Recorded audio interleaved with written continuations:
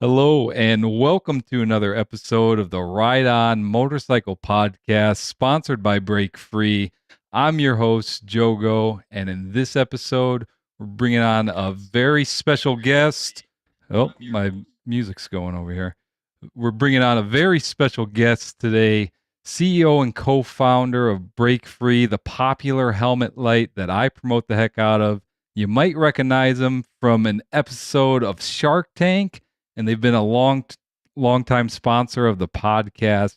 Bringing on my friend Alex. Can't wait to bring him in. But before we do, just a quick announcement. If you haven't joined my Facebook group yet, make sure you go to Facebook, type in Jogo Motorcycle Adventures, and the group will pop up. Click join. And in there, I like to share some stuff that I don't always share on YouTube. And I also schedule events like this one when I'm going to have my free practice sessions and whatnot.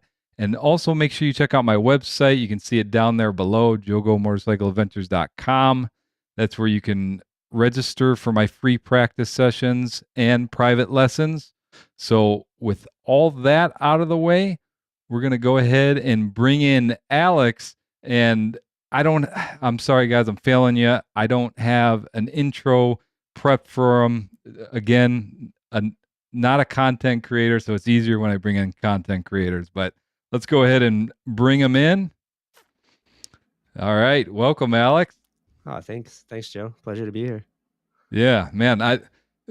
Me and Alex were talking offline a bit. I'm like, man, I don't know why I haven't thought of bringing you on. You guys promote the live stream, make an awesome product, and there's a really cool story behind it that I'm excited to dive down into. All right. And before we get into it, let's see who we got in here. We have Karen. Karen stopped by on her. She's going to be on her way home from the movie, so she's going to tune in a little bit later. We got Lee Sturges, one of the Let's Go crew members, always about 17 hours early. I think he's been sitting in here since yesterday. Then we got Gerald Murray, another Let's Go crew member.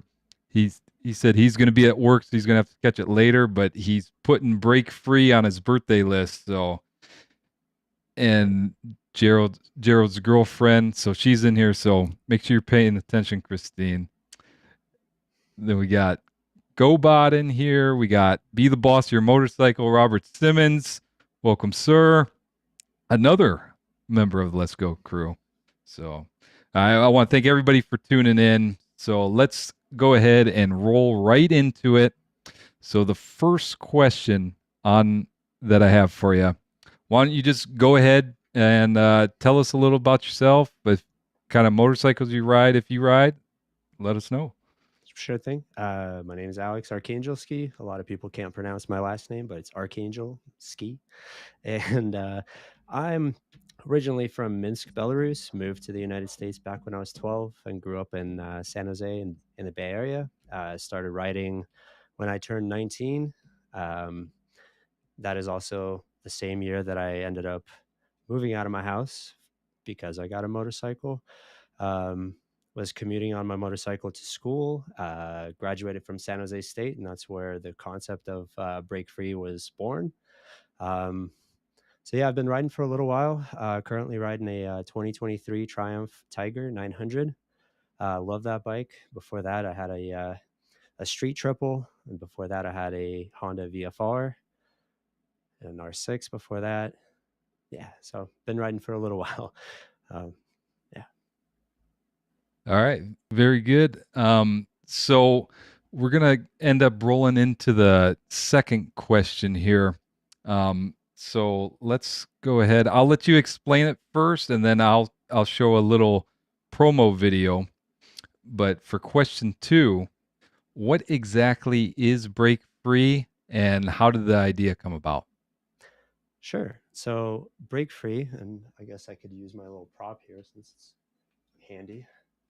Break Free is a smart wireless motorcycle brake light that attaches to the back of the helmet that you already own. So you don't need to, you know, get a special helmet that works with Break Free. It works with just about any motorcycle helmet that's out there on the market.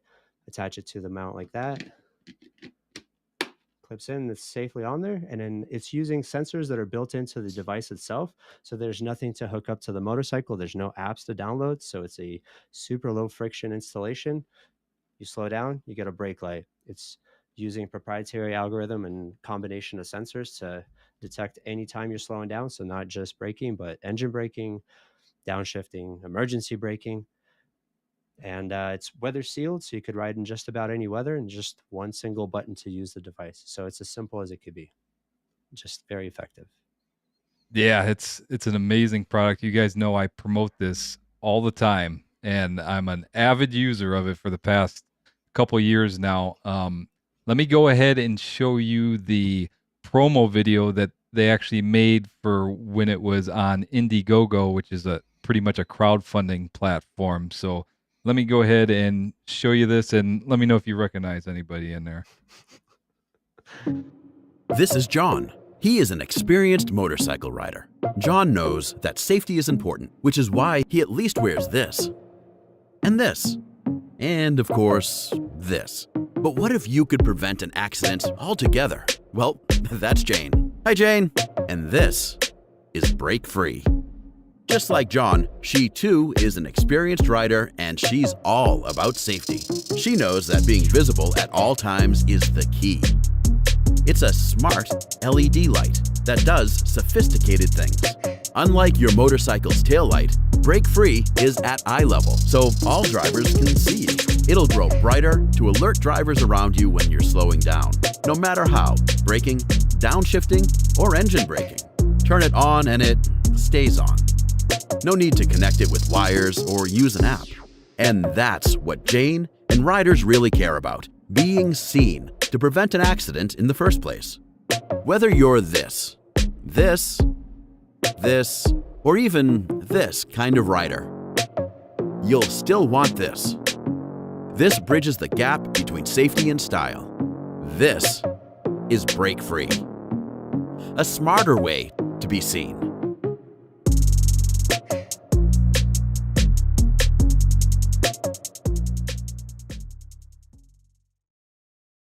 All right, Nice. there's the early promo ad for Break Free. It looks a little bit different now, the ad for it. But let me you guys let me know down in the live chat.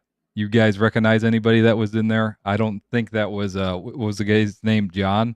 I Yep. don't think that was John. Yeah.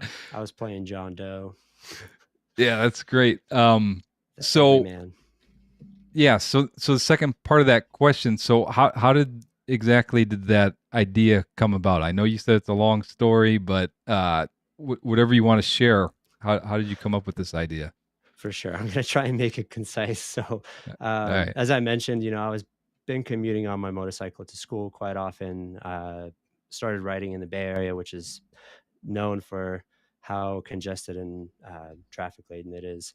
So it was really just connecting the dots. I started an internship just out of college, trying to get experience in the entrepreneurial world. I asked my professor to hook me up with a entrepreneur that's working on something, and she came through for me. She paired me up with a San Jose State alum who graduated many years before me, and he was working on a whole bunch of projects, and one of them was a brake light. However, it was for cars, and he aimed to prevent some accidents while driving a car, and he wanted me to do all this market research to figure out whether or not that product is viable.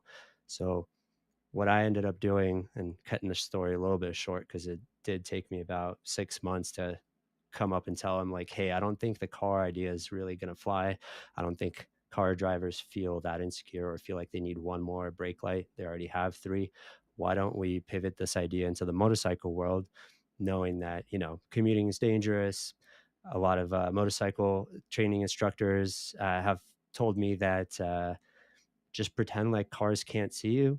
And so all of those dots connected for me, and we've ended up pursuing the motorcycle market, and it ended up becoming Break Free over probably another year. So many prototypes and ideas later, Break Free was born.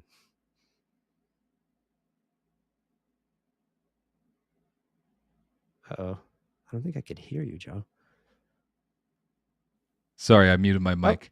All right, cool. I thought it was another technical issue on my end, me touching a button or something. No, it's all good. Yeah, so I Nice. mean that's a really cool story on how it came about, and then you actually had to bring this concept to reality, and you ended up bringing it on the Shark Tank, and I cut together a little video of showing your experience on Shark Tank, so I know everybody else wants to see this as well.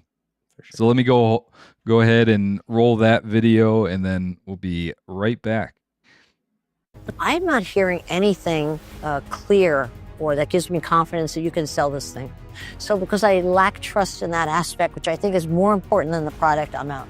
And I think it's necessary, I think it's needed, but because it's not all worked out yet, and because there is liability potential, for me, I just feel I need to sit this one out. I love it. It's brilliant. I think it's a great idea. But just because it's a great product doesn't mean it's going to get to market. I'll give you $200,000 for 20%. That's my offer. What do you think of that offer? I think Mark's been a little... Well, look, I mean, Robert obviously is more ingrained in the motorcycle culture.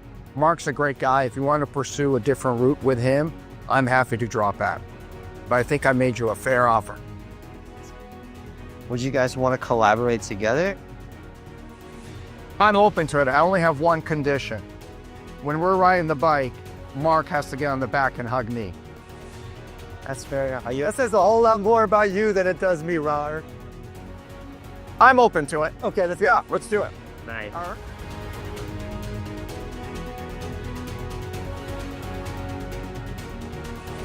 This has been our dream. Mark and Robert, those are the two guys that we wanted. I mean, this is like the game plan executed to the T. Like, this is a dream. I couldn't ask for more. All right, there it is. Them pitching on Shark Tank. Unfortunately, I wasn't able to get any other video of them actually doing the pitch, but I did see, if you have Hulu, you can find it on Hulu. Season, I think it was like season 12, episode 8. You nailed it. Okay, so the big question a lot of people probably want to know, what was that experience like being on Shark Tank? I can only imagine it's got to be nerve-wracking. You're trying to close a deal. I mean, why don't you tell us a little bit about it?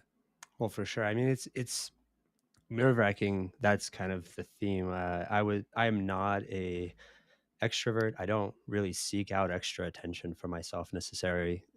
So being on a show where millions of people are going to see you and you have no idea if you're going to mess up potentially or say something silly and become a meme online or, get shut down, that kind of thing was on my mind before the show.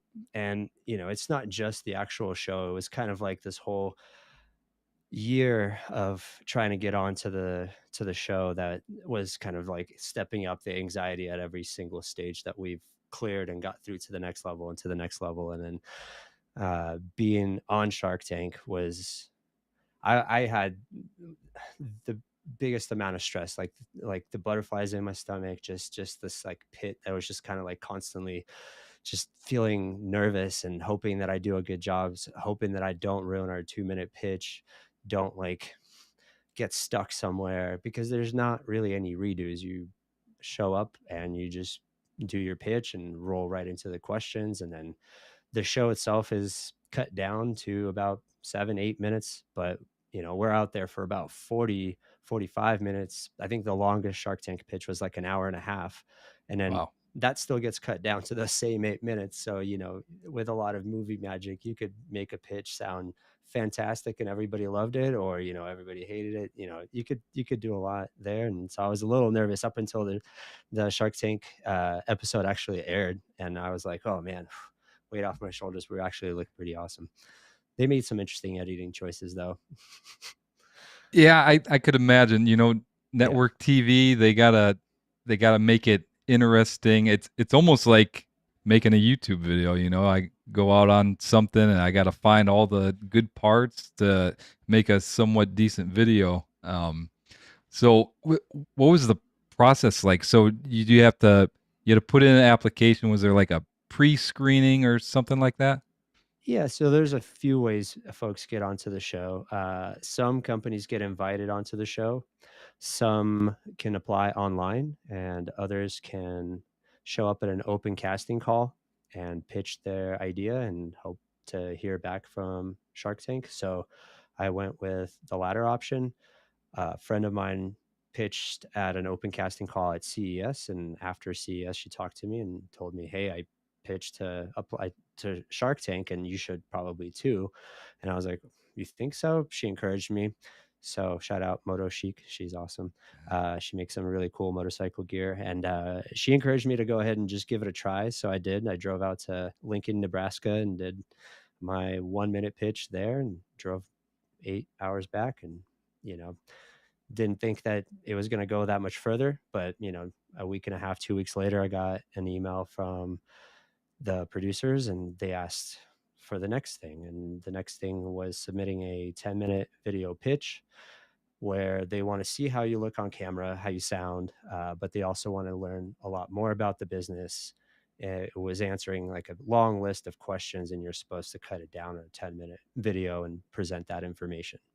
So, that's when I asked my co-founder if he wanted to be on the show with me and to do this 10-minute thing with me. So we went ahead and coordinated. He's in California, I'm in Colorado, and we're trying to make all this work together, and submitted that. And then, maybe 3 weeks after that, we heard back saying that that's great.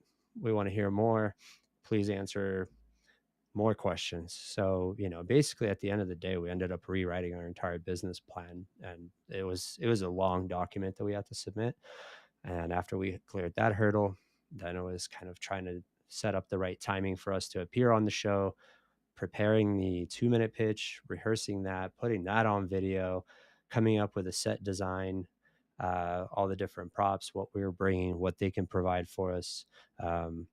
I remember trying to find a prop bike was, a little bit of a challenge. Somebody from the producing team knew somebody that rode, and asked them if they can borrow their bike that you saw on during the pitch on set. And so that all came together. Yeah. So it was a long process. We started this, and I went out and did my 1 minute pitch in Nebraska in, I want to say, like March or February of 2019. And then we finally were on set doing the pitch in September, end of September of 2019. Wow. So Yeah, yeah, so it seems like a lot of work. So you probably didn't realize what you're getting yourself into until you're in the Ye- middle of all of it, you know? yeah, definitely. And every time you get to that next stage, you're just like, it's like, oh my God, it's becoming real. We might actually be on the show, so it all led to that moment. Yeah. Yeah, my wife said she definitely watched that episode. Awesome. GoBot, he says, are the sharks pretty involved with your business, or do they just cut you a check? So the end result was that the Sharks ended up backing out of the deal Wow. in February of 2020. And we all kind of know what happened in 2020. The pandemic started. So they didn't give us an explicit reason for why they were backing out of the deal. We thought we had it in the bag because we're transparent. That's kind of been our brand, is just being as open as possible with our Indiegogo backers. We were a whole year delayed in fulfilling our pre-orders for Indiegogo, and everybody was incredibly understanding and stood by us to finish the product and everything. And I believe it was only because we were so transparent. We were telling them exactly what the problems we were trying to solve. We're telling them what issues we're running into and what we're doing about them. And so we kind of took that mentality and brought it to the show, where we were just an open book. And I even think that one of the sharks said that you guys must be like the most honest entrepreneurs that have been on this show to share this much information. So um, we thought it was a done deal because the business wasn't that complex. We just ran a crowdfunding campaign that was successful. We finished the product. We were ready to start fulfilling orders and needed their funding to bring the product to market. We needed the funding to purchase our first production run because we had just enough funds to complete the product, manufacture enough to fulfill all the pre-orders. But then after that, that's what we needed the money for, and we wanted to get um, some adult supervision from folks that have done this before bringing a product to market, to kind of avoid some of the pitfalls. And we just didn't know we didn't know, and we thought that having one shark or two sharks would be incredibly helpful in, getting the product to market in the right way, approaching dealers in the proper way, so that way we're not making the mistakes from the get-go. So unfortunately that didn't quite work out, but as you can see, we're still around, we're still a company, and we made it. So yeah, unfortunately it never came to fruition. We never got that money. Yeah, that's interesting because like you don't hear about that stuff, you know. I wonder how many like companies that go on that show, you know, after they agree to a deal, how many times they back out. So that's really interesting. Yeah, it's less uncommon than I thought. And that's, us having our experience and then connecting with the Shark Tank alums and, learning from them, hearing their stories. There was an entire episode, like our entire episode from season 12 was a patchwork of all these folks that have pitched on season 11. So we were pitching for season 11, Hmm. but that show, they ended up telling us, one, the episode isn't going to air, and then so everything kind of imploded on us in Yeah. February of 2020. We thought everything was for naught. We spent this whole year trying to get on the show. We got this deal, and we were just feeling on top of the world, like we made it. We've got two of the sharks that we wanted on our team. Everything's going to be amazing. And then it all kind of came apart. And then at one point we thought we were not going to air at all. We're not getting the deal. What are we going to do now? But fortunately, they came back to us a few months later and told us that the episode was purchased for the show for next season. So we aired kind of in the middle of the pandemic, where like the episode before us, everybody was behind this plexiglass stuff with masks on and everything. And then there's our episode, everybody's hugging and doing all this stuff. And so if you saw some of the comments from back then, people were like, why are they hugging? That's so, um, they were not okay with all that contact. And then that's because we filmed in 2019. It was no pandemic at that point. Right. Yeah. So I guess at the end of the day, they ended up backing out of the deal, but you got some pretty good publicity from it, you know, getting the word out there. Yeah, Um, absolutely. so this No, is that, a good segue into the next question I have for you. So you obviously probably had a lot of challenges with this product, but what was the yeah. most unexpected obstacle you faced bringing Break Free from concept to the market? Hmm.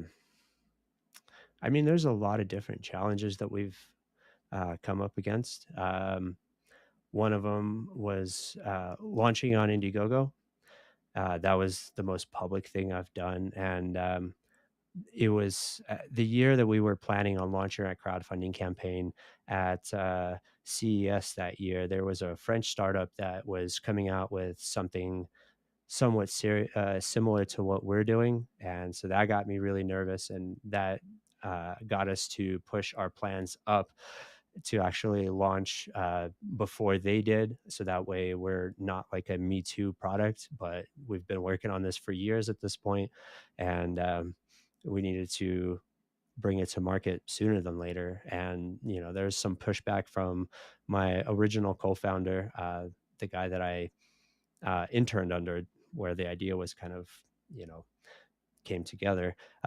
He wanted to do quite a bit more testing and just wanted to be extra sure that this product is going to be successful. And I had to push back, and that was a pretty big point of contention. It's not often that you're pushing back against somebody that's initially was your boss, then became co-founder and supposed to be a mentor to me. So we kind of had this weird relationship. And so for me to push back strongly and say that we need to go to market now, we need to push up our timeline, we need to get this going. So that was one of the challenges. And there's been numerous other challenges with the pandemic, with the supply issues, the logistics, Shark Tank. That was probably a pretty low point in my life. I was pretty depressed in February of 2020, but then, everything happened for the best. You just don't quite know that at the moment. Yeah, there's a lot. I mean, I can go into any direction you want. Yeah. Yeah. Well, that's the entrepreneurial spirit, you just get knocked down, knocked down, knocked down, and then you just got to keep on trucking, man. And you Yep. guys have obviously done an excellent job. I mean, when I'm riding around, I'm starting to see these lights more and more, and Excellent. not only for motorcycles. I've been seeing them a lot. I don't know what they're called. They're the one-wheeled unicycle motorized things, and Yeah. I, Electric I unicycle. yeah, I just saw one the other day. This guy was going down through the metro parks, and I said, "There's the brake-free lights." So I think it's pretty popular in that Yeah. community. Yeah, no, it's incredible how many uses that we did not initially anticipate that have can't come out of this. Like snowmobile riders, snowmobile folks have approached us and asked us, "Hey, would this work in Canada when it's really cold?" And we're like, "Well, why not test it out?" So we rounded up like maybe 10 riders in Canada that ride in extreme weather, -15 Fahrenheit. Um, I don't even know what that is in Celsius, but I don't know, like -30 or something. I don't know. Mm, Um, yeah, so we sent them units and we wanted them to test and give us feedback on how our unit does. Does it even work in that kind of weather? Does it just shut off on you? How does the battery life get affected by the cold weather? And obviously it does get affected, but it worked out great. So, recently we've upgraded the battery. The battery's mostly the same. The capacity increased just a little bit, but the focus was to make sure that it works at the extreme ranges of temperature. So, super negative cold weather where brake free can still function for 5-6 hours on a single charge. We thought that was incredible.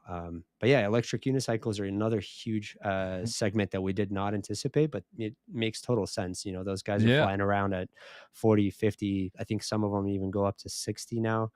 It just seems like an arms race to try and get these things faster. And you're really trusting this device to keep you upright. And then if you do go down, you know, it's not going to be pretty. So a lot of the riders intuitively gear up. They wear basically all the same stuff that motorcycle riders ride with, including a full face helmet, and a brake free somehow became part of their standard kit, which is amazing. So we've been Yeah, connecting with just those riders as well.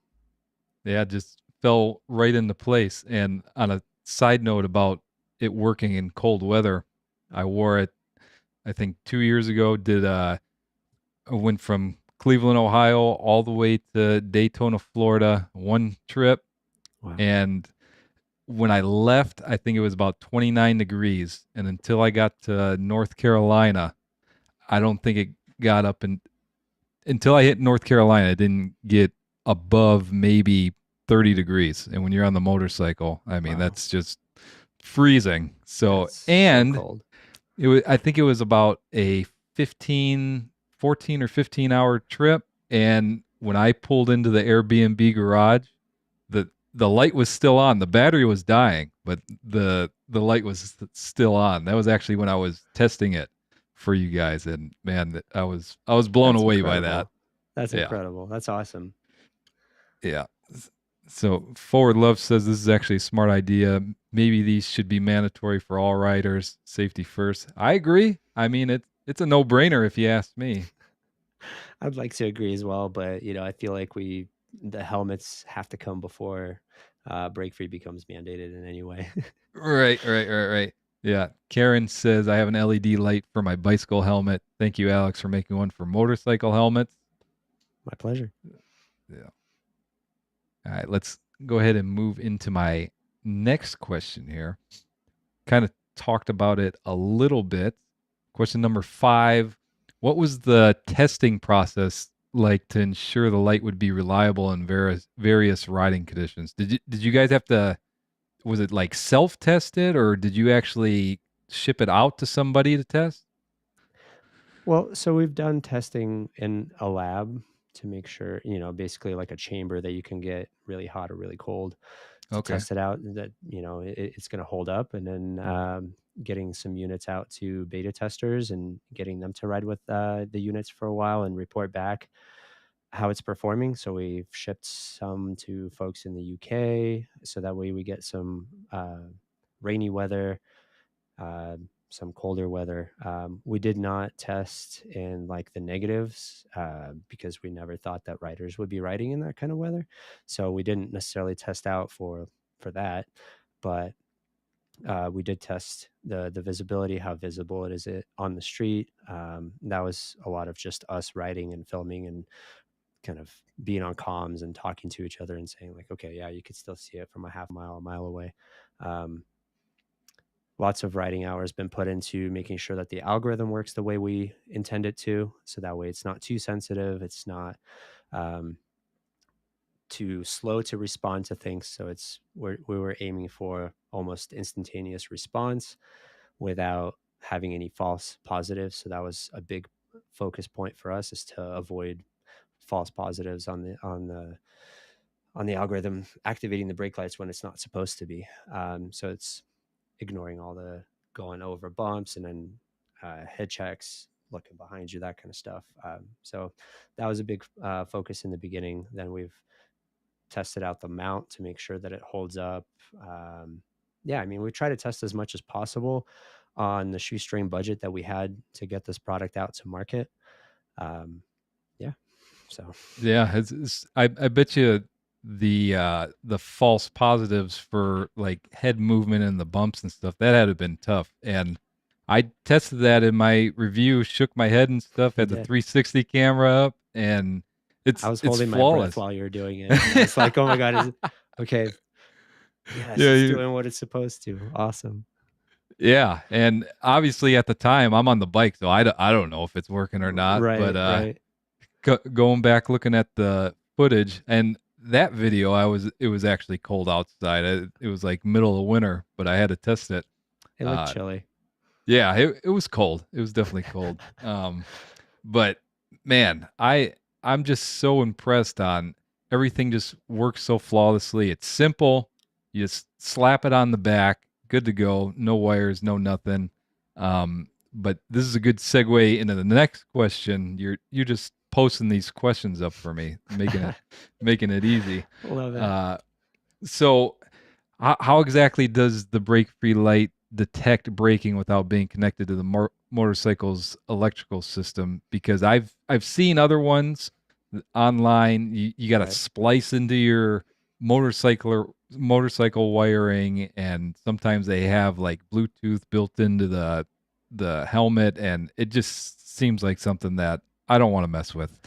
So, Yeah. So uh, the way that it works is it's using a combination of sensors, and that's something that we focused on initially. My initial co-founder was actually pushing for a simpler solution, which would be splicing some wires and having a receiver, a little box that sends a signal up to the receiver, and then that activates the lights. And that would have been a lot easier, but that was a big pushback point for me. Is I felt like it had to be wireless in order for it to gain any traction, because we've seen cheap Chinese lights that kind of already done that. And that was back in 2014, 2015.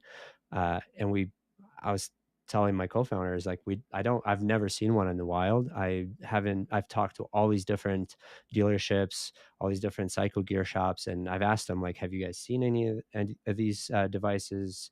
Are you guys carrying any of them? And everybody basically said no. So to me, it was like, okay, cool. So that idea didn't work. So let's figure out why it didn't work. So in my thinking, it was the fact that it would be fixed to one bike that it's paired with.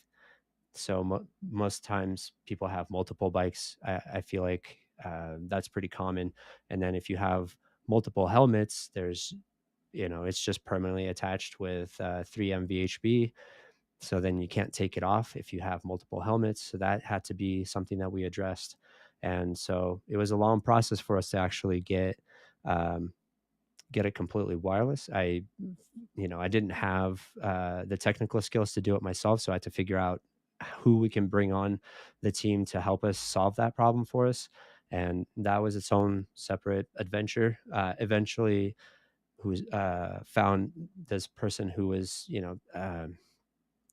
an electrical engineer, but he was also interested in robotics and sensors and that kind of thing. And I thought that that was a great match. He was willing to kind of give it a go, build a prototype, and then just build this thing up from scratch, because you can just install an IMU, which is an inertial movement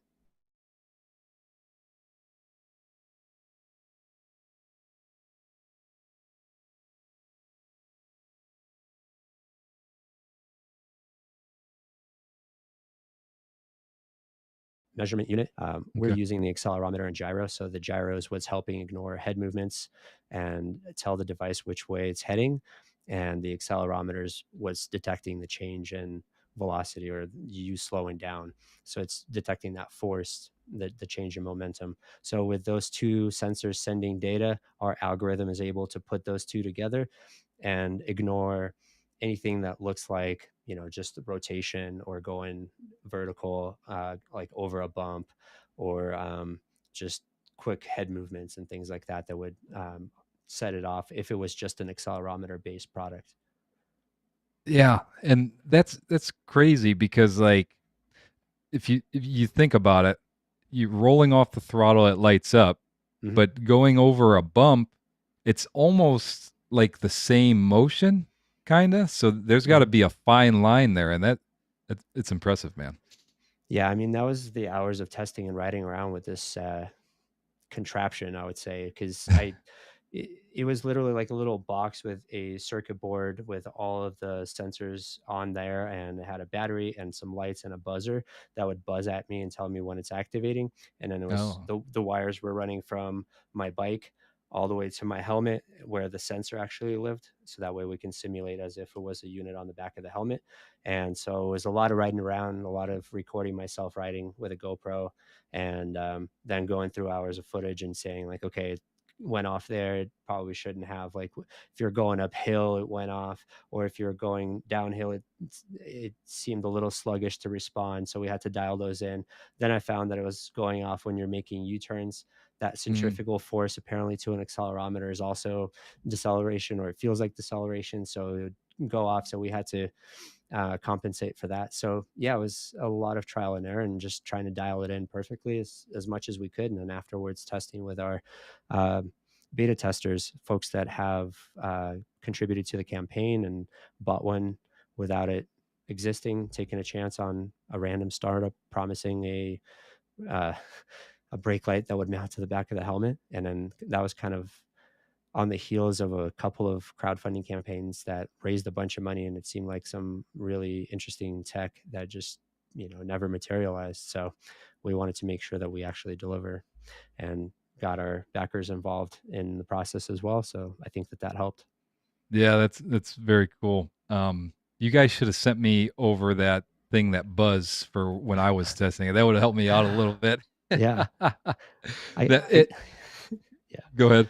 Oh, I was gonna say, like, for our beta testers, we made these units where we like ran a buzzer and attached it to the outside of the unit so that it would actually buzz, and that's how Okay. we were testing with the beta testers, because it's a common thing. It's like, well, how do I know it's working when it's supposed to? And so that's how we kind of overcame that. But yeah, the buzzer Yeah. would have been helpful, and I still have one Yeah. of those laying around, so if you want.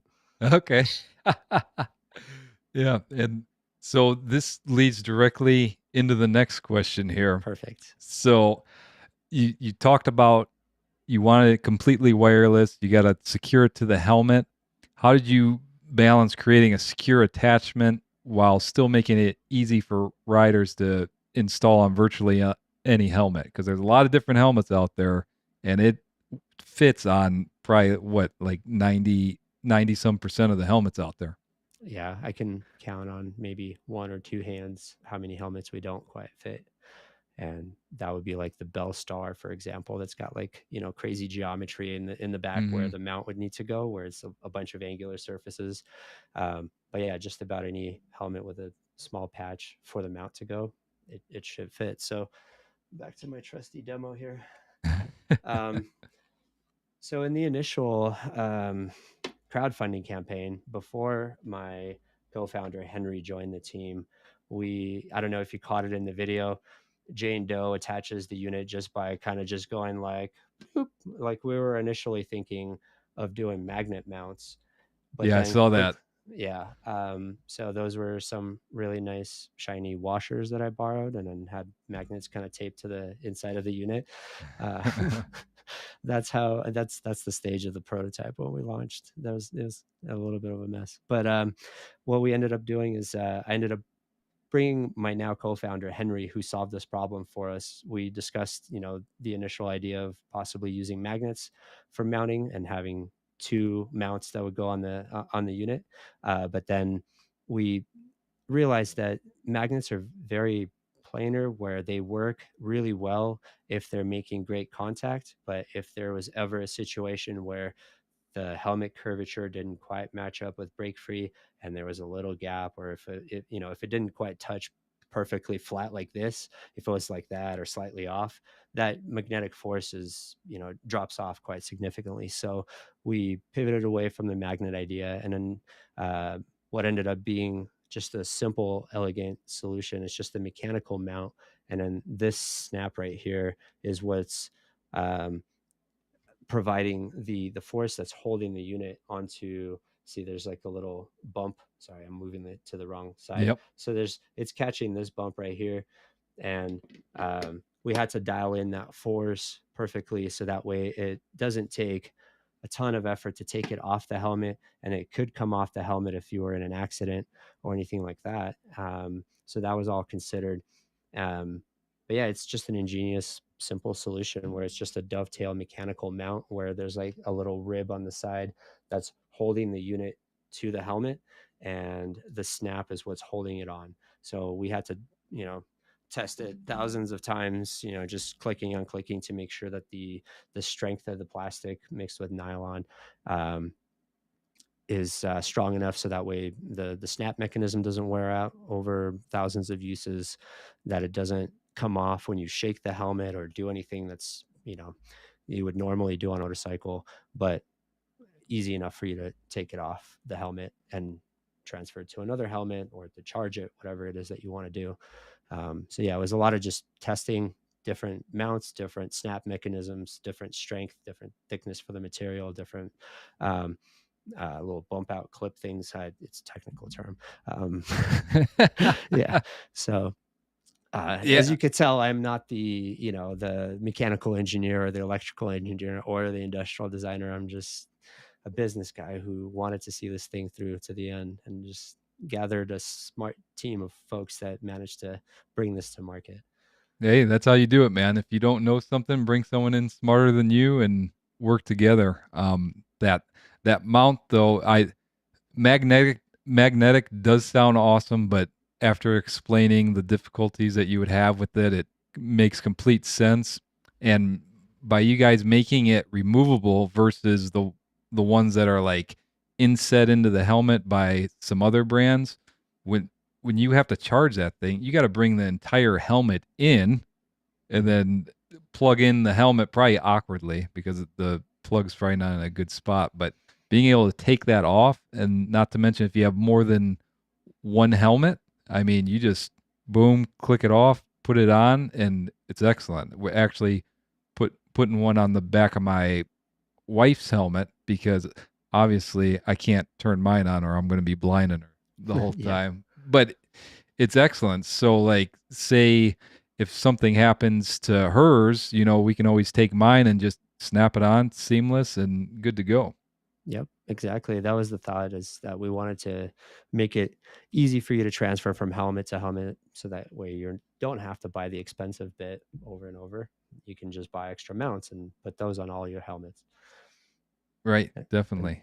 we've actually had the opportunity to test how well our stuff holds up to a lot of different bumps. And a person that was doing a solo Baja 1000 race reached out to us. He lives locally to me in Colorado, and he was looking for a sponsor, and we eagerly jumped on that whole bandwagon and provided a few units. So our unit survived an entire Baja 1000 race without coming off. So, I don't know Wow. how much more of a testament to the the validity of how well the mount holds the unit on the helmet you'd need, but it survived that. I feel like it could survive just about anything you do on the road.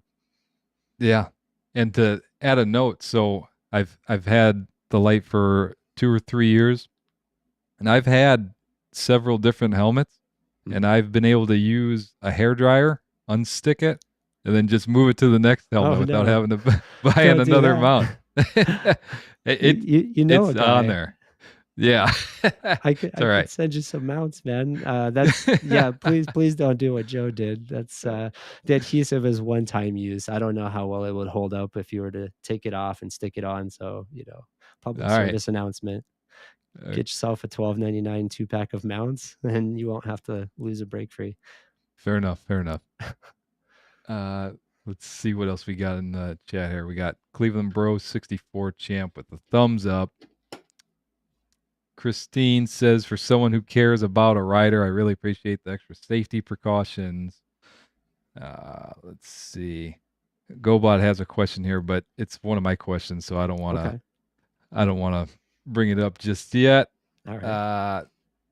Lee Sturgis says, good idea for light bar on the back of bikes when downshifting. Wouldn't be bad. A lot of people have commented on the review that I've done saying they want to get one, and they might just find a way to mount it to the back of the bike, but obviously that's not going to work very well, especially with the curvature of it. But maybe another product in the making for the future or something. Maybe. Yeah. All right. Okay, so now let's go ahead and move into question 8. So we touched on a few of these.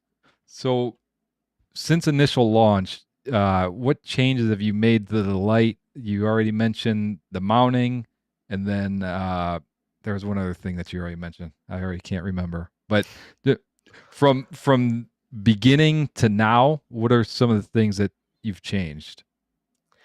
So a lot of the changes were done because we needed to adjust to the supply constraints on certain components. For example, we've had to change the battery because the battery we were using completely got back ordered and nobody had them.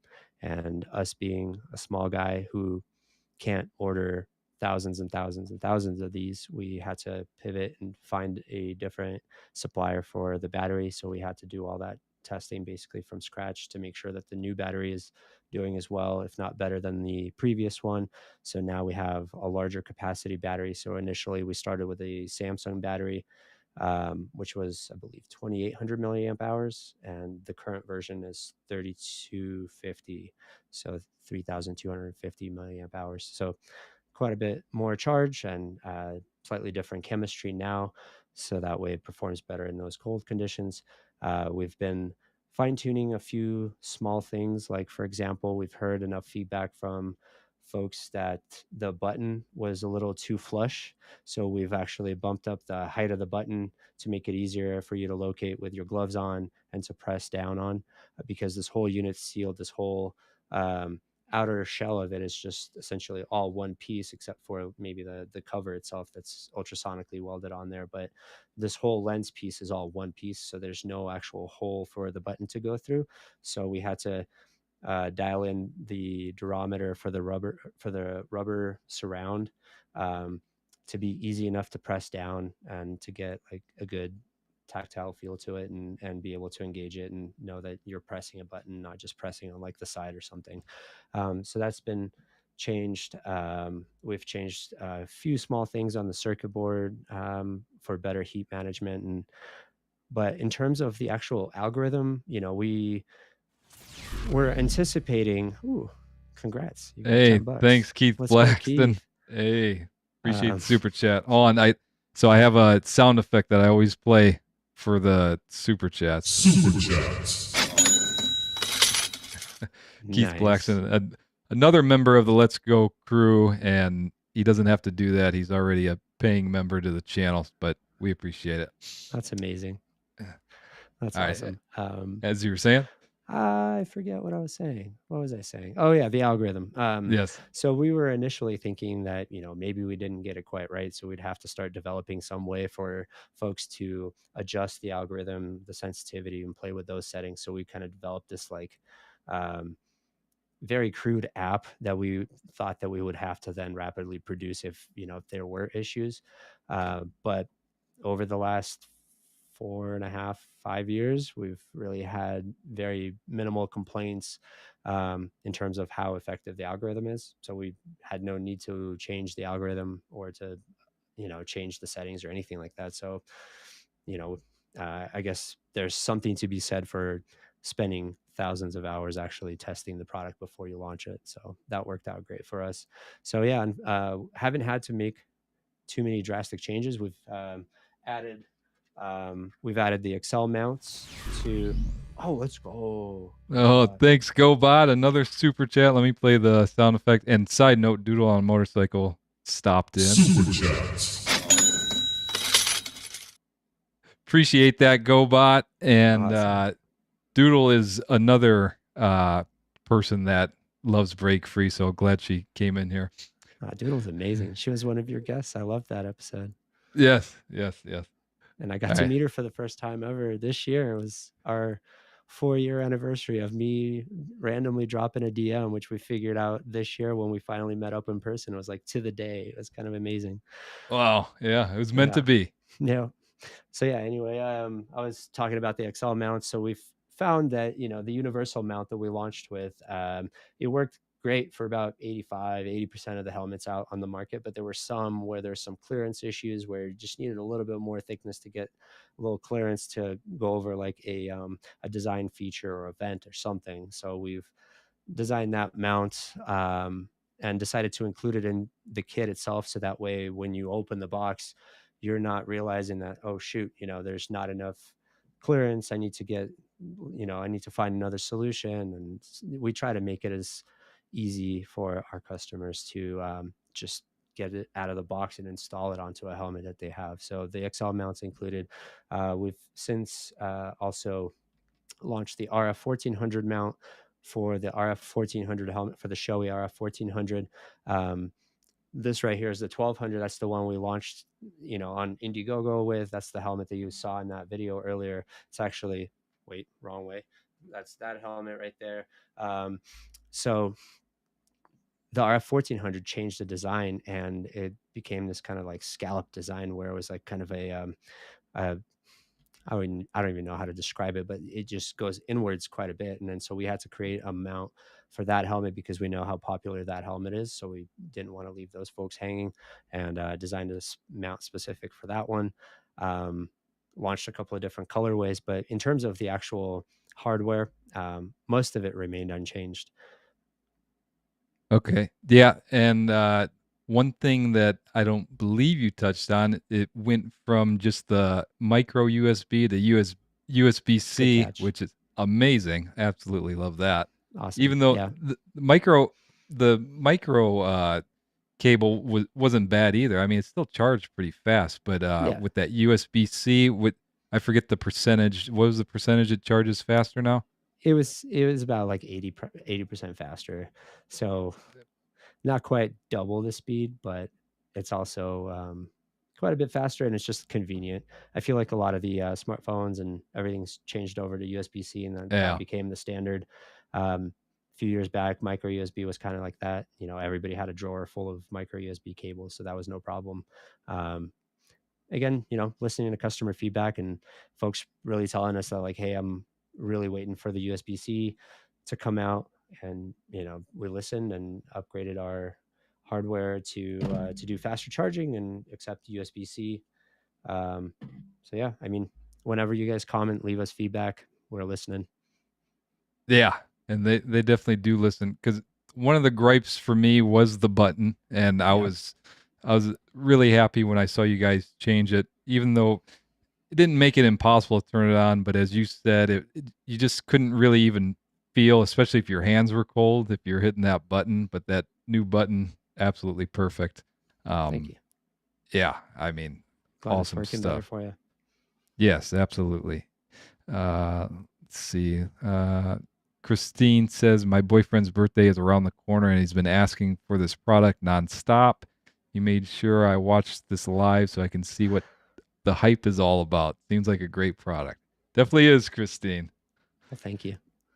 Yeah. I'm only going to promote stuff that I actually use and a big fan of. And just so you guys know, if you do go to order one, you can use my promo code JOGO10 and it'll get you $10 off. It's all linked down in the description. So make sure you go ahead and check that out. Yeah, give Joe some love. XAN Biker says, I rock the break free. What are the requirements to become an affiliate? Just drop us an email, support@breakfreetech.com. Let us know and we'll get you started. Or you can email me, alex@breakfreetech.com, and I'll get you set up. Awesome. Yes. All right. So let's go ahead and move into question 9. And then after question 10, we're going to open up for Q&A. So if you guys have any more questions, save them to the end and we'll bring them up. But question 9, looking back on your entire journey with Break Free from the very beginning, what moment or experience has been the most personally rewarding for you? Honestly, there's been so many great moments where, instructors that have bought our product without us, giving it to them or anything like that, telling us that they're using it in classes to teach students, new riders, proper technique, and then being able to show them when they're actually on the brakes and everything. Having customers write to us and tell us how much safer they feel and how other writers are asking them questions about what the product is or telling them that it's working great, or them sending us stories of, like, I think, it helped prevent an accident. So I mean, ultimately for me, when I was starting to work on this product, it was never a money grab. I wanted to bring a product that's truly useful that I myself would want to use to market. And then, tying that with the motorcycle industry was just, the the most rewarding thing, because I love motorcycle riding, and then I can now focus my career on working within that industry. And I just love the riding community and love contributing to it. And then hearing our customers tell us that how much they love the product, how much of a difference it's making in their lives, and sharing Break Free, I think that's probably the most rewarding to see. But then, like airing on Shark Tank was outstanding. Yeah. There's no experience quite like it, where all of a sudden all these friends you haven't been in touch with because you moved away to Colorado are now reaching out and are saying, hey, I saw you on TV, that's so amazing. So that was a treat. But ultimately, nothing's more rewarding than, customers telling you that your product is amazing and that it's doing what it's supposed to, and that they love it, you love the product and love to tell other writers about it. So Yeah. I mean, I couldn't tell you how many times I'm sitting at a stoplight or something. Someone rolls up next to me and they're like, what is that thing on the back of your helmet? And I'm trying to like yell through my full face helmet, trying to explain. It's awesome though. And actually, when I went to Yamaha Champ Street last year, did that course, I showed up and I had that on there, and one of the instructors like, I love those things because you can see when you're on the brakes and whatnot. So it's definitely getting deeper into the motorcycle community, which is absolutely amazing. yeah, absolutely. All right, let's see. Oh, XAM Biker just said the same thing. I have had people pull up beside me at traffic lights and ask me about the brake free light on my helmet. That's Yeah. awesome. I love it when I get those questions too. I'm like, oh yeah, let me tell you about it. It's called Break Free. It works Yeah. completely wirelessly, yelling through the full face helmet. Yeah, good times. I know exactly what you're talking about. Yeah, even people that don't ride motorcycles, they're just so intrigued by it, which I mean they should be, because it's such a cool product. Yeah, it's unique. You don't see stuff like that often. So No, not at all. absolutely. Yeah, so for my last question here, what's next for Break Free? Do you think that you guys are gonna develop any more products, or are you just gonna just keep on focusing on the helmet light? Yeah, we've got a roadmap for products. This year, we're focusing on the 2.0 version, and a lot of the details are still not quite flashed out, but the 2.0 version is in the works. We're also considering doing a PEV version. So for those electric unicycle riders or the electric dirt bikes, electric scooters, those guys have slightly different needs. So that might be a smaller product with a few optional accessories. Yeah, there's quite a few products that are still something that I want to see come to fruition. So yeah, stay tuned. Yeah, I definitely will. I mean, I'm gonna be keeping an eye out for some new stuff, and I'm excited to see what you come up with. I kind of like what Lee Sturgis said about something that you can actually physically mount on the bike. I think that'd be Hmm. pretty pretty neat. But we'll Yeah. stay tuned and see what you come up with. Yeah, no, that's a good idea. Absolutely. That's something that we're definitely considering, something that would go on the tail box or another part of the bike that could add extra visibility that could potentially even work together with brake free or separately. Hmm. Yeah, that's on the roadmap, just not a defined timeline for when we're actually going to work on that. We are a small team. I got to Hmm. emphasize that, a lot of folks having seen us on Shark Tank and assuming that we're in business 5 years later are thinking that we're this big company and we give off this perception to the folks that are seeing us for the first time. But we're a small team. There's 4 co-founders and 3 employees, so that's running Yeah. the daily operations. And 2 of the co-founders aren't working on break free day to day. They're engaged on very specific projects. So yeah, it's a lot to try and bring something new to market while also then trying to keep up on the operations and expand into other markets and other projects that we're trying to do. So doing our best. Yeah. Well, you guys are doing great, man. So just Thank you. keep it up. I know you're a busy guy. I know sometimes I'll text you. I'll get a text back the next day, but you do respond, and I Yes. completely understand. You got a lot on your plate, and I Yeah. mean, knowing that you only have just a few people, it all makes sense. Yep. Lots of hats being worn. Yeah, yeah. All right, guys. So I will open it up for Q&A. So you can go ahead, drop your questions below for Alex in the chat if you have any. Let's do it. And another a side note for wearing all the hats. So starting this YouTube channel, I'm wearing a bunch of different hats as well. I'm learning how to edit. I'm learning how to script videos, how to work a camera. So I feel like I kind of have your life, but a different version of it. Yeah, absolutely. No, we froze. Oh, Joe, you still with me? Yeah, I'm still with you. Oh, okay, cool. Your picture's frozen, so I figured we Oh, were maybe jeez. frozen together. Well, I hear you, so that's good. Can you repeat Okay. that question one more time for me? Sorry, my ADHD brain. It's like squirrel. Oh no, it's okay. I was just saying, with me starting the YouTube That's right. channel, I feel like I'm wearing a bunch of different hats, just like you. Learn how to edit these cameras, how to work them, scripting, making thumbnails. It's a lot of Oh work. yeah. Yeah, man, it's a full-time job, and then it's not necessarily stuff that you know you're gonna end up doing as part of running your own business or YouTube channel. That's I see it as running a business, to be honest, because yeah, same here. Like there's a lot of stuff that I just don't like doing, like accounting, for example.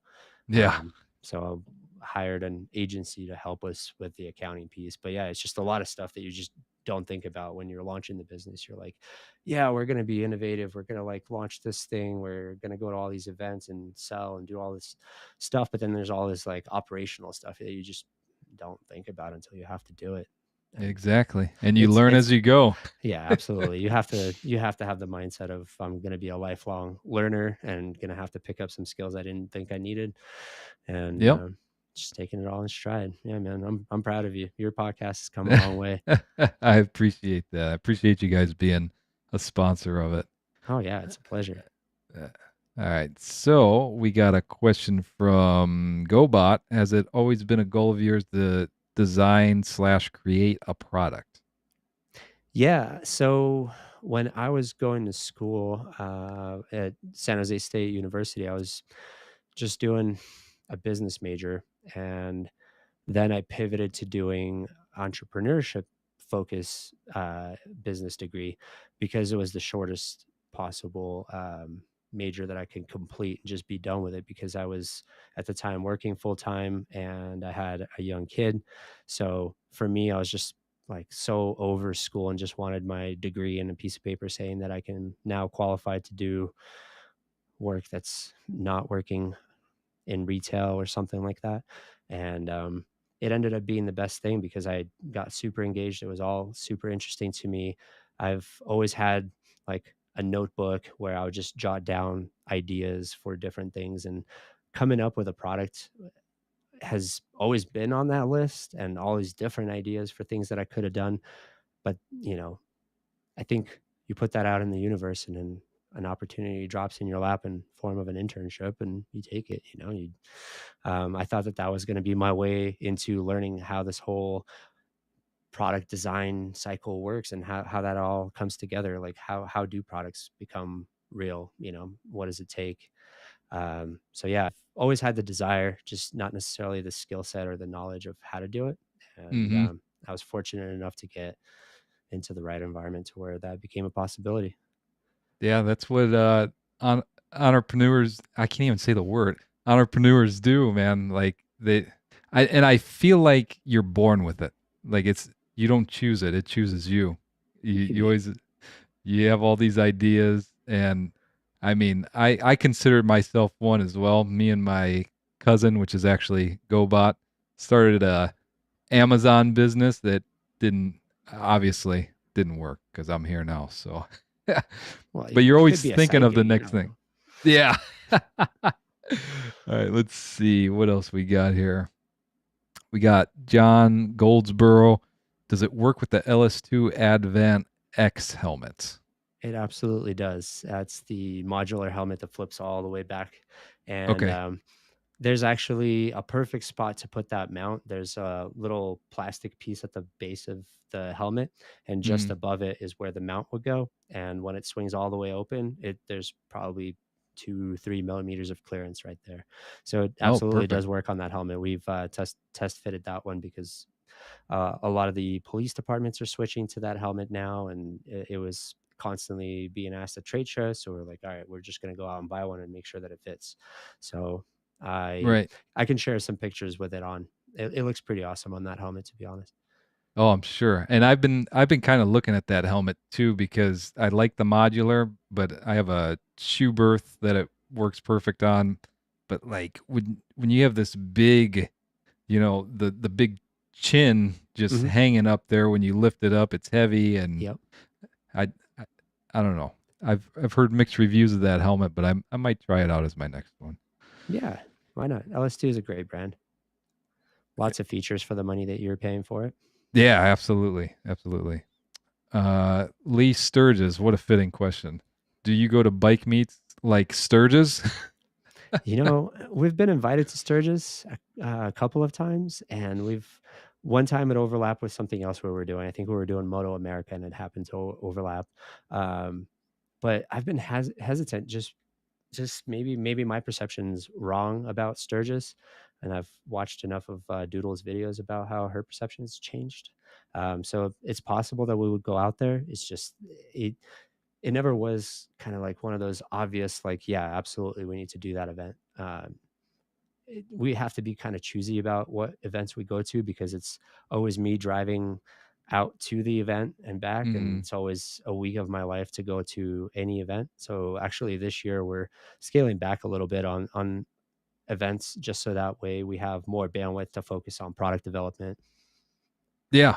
But yeah, we And absolutely do events. I've gone out to a bunch of local bike nights here. We've gone out to Moto America, IMS shows. We just came back from AIM Expo. We've done that show a couple of years now.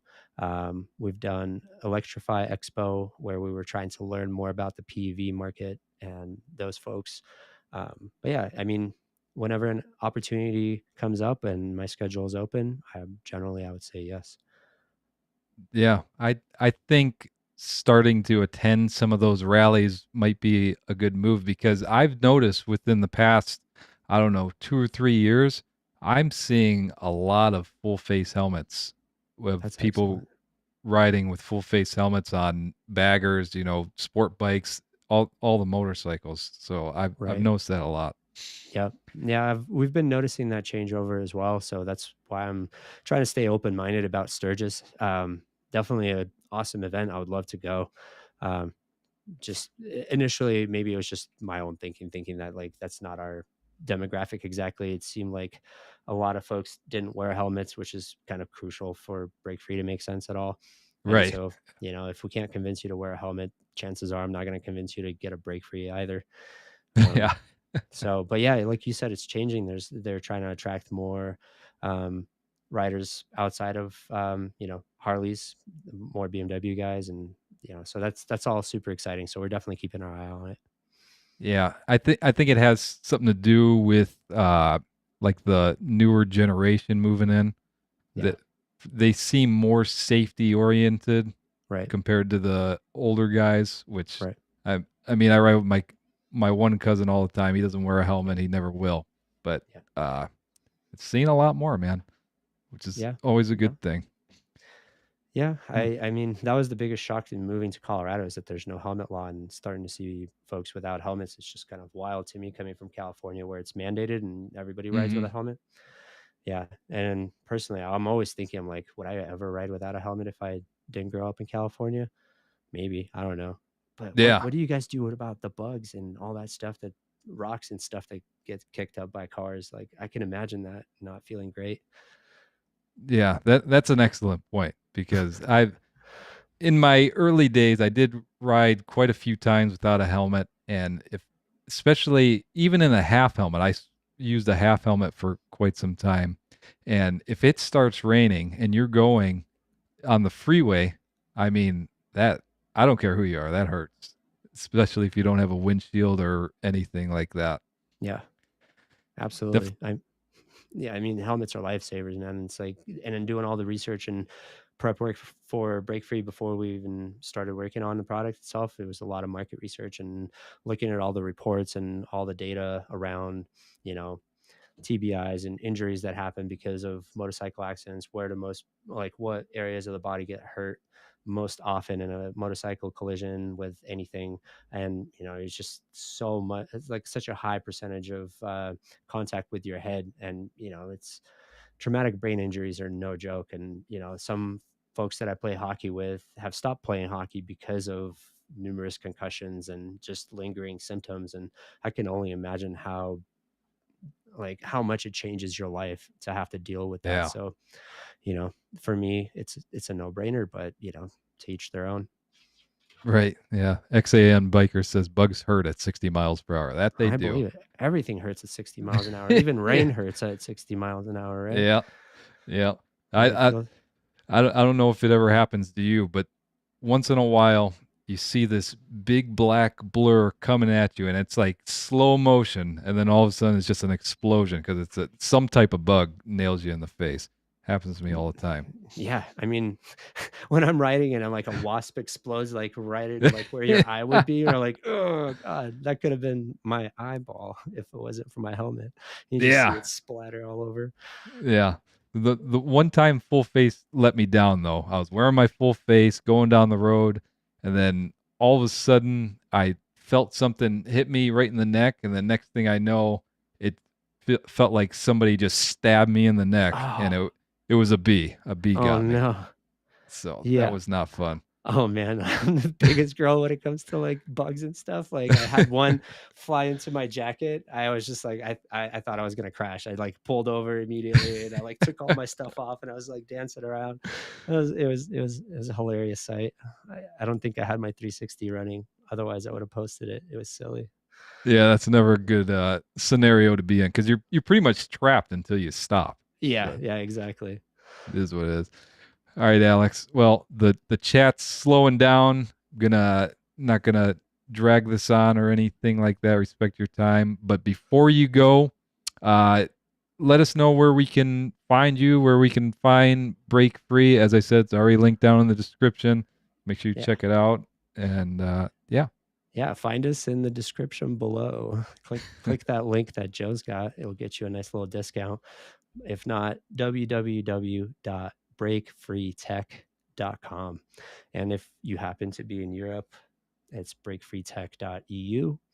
And we're going to be launching in Japan at the end of March at the Tokyo Motorcycle Show. So we're going to Japan. I've not been out of the country in like 25 years, I want to say, which is embarrassing, but we're going to Tokyo. So I'm super excited. So breakfree.jp, that's the Japanese site that's going to be launching at the end of the month. And then, yeah, on all the socials at Break Free Tech. Break spelled Brake. That's a common misspelling. That's weird. Well, I mean, a lot of people. Oh, break. Yeah. Okay. All right. Yeah. Break me off a piece of that Kit Kat bar. Yeah. Break, like BREAK. Right. Yeah. Right. I guess it makes sense now. But yeah. All right. All right, Alex. I definitely appreciate you coming on and maybe have you on again here sometime. Yeah, absolutely, man. It would be my pleasure. Thanks for having me on here. Hopefully I didn't bore your audience to tears. Oh, Thanks no, for sticking no. around to the end. Yeah, it was great. All right, Alex. Appreciate you coming on. See ya.